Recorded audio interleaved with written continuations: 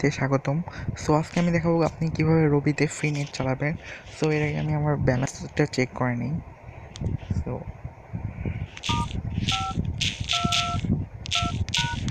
So আমার অ্যাকাউন্টের ব্যালেন্সটা আমি দেখিয়ে নিচ্ছি।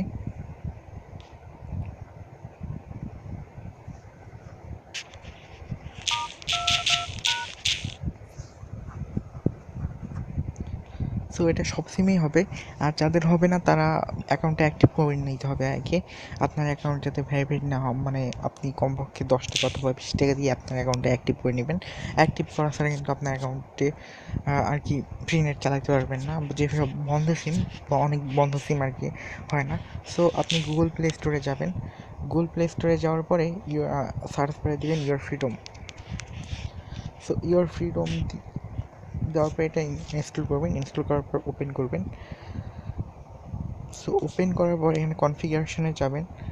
যাওয়ার পর অ্যাকাউন্ট ইনফরমেশন, এখানে আপনি একটা ক্রেডিট অ্যাকাউন্ট করবেন। অ্যাকাউন্ট ক্রেডিট ছাড়া কিন্তু ভালো স্পিড পাবেন না, অ্যাকাউন্টে ক্রেডিট করে নেবেন।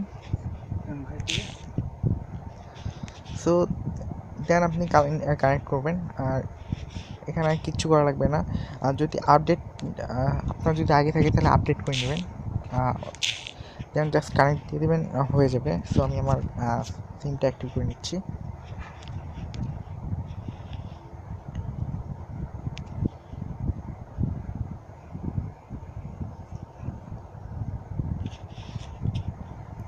সো দেন স্টার্ট নেশনে ক্লিক করলে হয়ে যাবে। আর এই আপলোড লিঙ্ক এটা অপশন দিয়ে দেবেন সবগুলো।